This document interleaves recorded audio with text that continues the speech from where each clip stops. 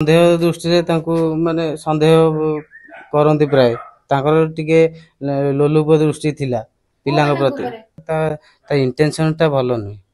ସେଟା ଆପଣ ଆଗରୁ ଜାଣିଥିଲେ?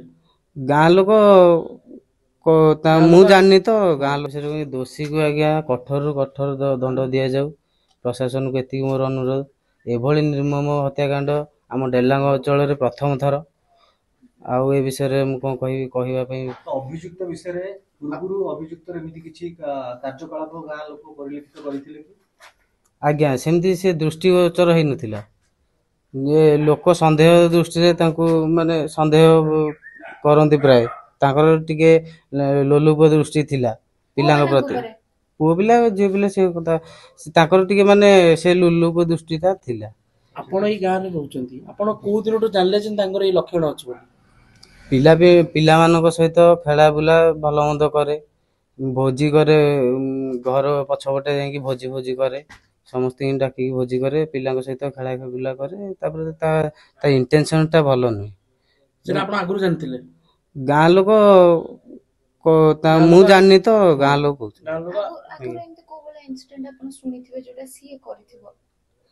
ଏବେ ଗତ ଯୋଉ ଆମର ମେଳନ ଗଲା, ଆମ ପଟଣପୁର ମେଳନ ଗଲା, ସେଠି ଗୋଟେ ପିଲାକୁ ଧରିକିରି ମାନେ ତା ସହିତ ଖରାପ ବ୍ୟବହାର କଲେ। ସେ ପିଲା କହୁଥିଲା ଆମେ ଶୁଣିଛୁ, ଦେଖିନୁ।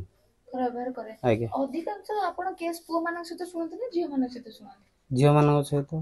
ଝିଅ ମାନଙ୍କ ସହିତ ସିଏ କରିଥିବାର ଆପଣ ଶୁଣିଛନ୍ତି? ନାଇଁ ସିଏ କରିଥିବା ଶୁଣିନି, କିନ୍ତୁ ତାର ସେମିତି ଲୋଲୁପ ଦୃଷ୍ଟି ଅଛି ବୋଲି ଆମେ ଶୁଣିଛୁ। ଆପଣଙ୍କ ଗାଁରେ ପୁଅ ମାନେ ସେଫ୍ ନାହାନ୍ତି? ପୁଅ ମାନେ ସେଫ୍ ନାହାନ୍ତି କଣ? ମାନେ ଏଇଭଳିଆ ଯୋଉ ହେଲା, ସେ ତ ଗୋଟେ ଛୋଟିଆ ପୁଅଟି ହିଁ ଥିଲା ନା। ଆମେ ସବୁବେଳେ ଝିଅ ମାନଙ୍କର ରେପ୍ କେସ୍ ଶୁଣିଛୁ, କିନ୍ତୁ ଗୋଟେ ପୁଅର ଏମିତି ଯୌନାଙ୍ଗ କାଟିକି ପକେଇବା ବହୁତ ଆଶ୍ଚର୍ଯ୍ୟ କରୁଛି। ଆପଣଙ୍କ ଗାଁରେ ଏଇ ସବୁ ହବାଟା ଆପଣଙ୍କୁ ଆଶ୍ଚର୍ଯ୍ୟ ଲାଗୁନି ଟିକେ? ଆଶ୍ଚର୍ଯ୍ୟ ଆଜ୍ଞା ନିଶ୍ଚିତ ଲାଗୁଛି। ଏବେ ଗାଁରେ କିଛି ମାନେ ଡରାବନର ମାହୋଲ ଅଛି କି? ଆଜ୍ଞା ଡରୁଛୁ ଆପଣ? ଆଜ୍ଞା ଭୟର ବାତାବରଣ ତ ସାରା ଡେଲାଙ୍ଗ ଓଡିଶାରେ ବି ଖେଳିଗଲାଣି। ଆପଣଙ୍କୁ କଣ ଏବେ ଲାଗୁଛି, କୋଉ ବିଷୟରେ ଡରଟା ଲାଗୁଛି? ସେଇ ଛୋଟ ପିଲାଙ୍କୁ ବାହାର କରିବା ପାଇଁ ଲୋକ ମାନେ ସେଥିପାଇଁ ଭୟଭୀତ ହେଇକି ଅଛନ୍ତି।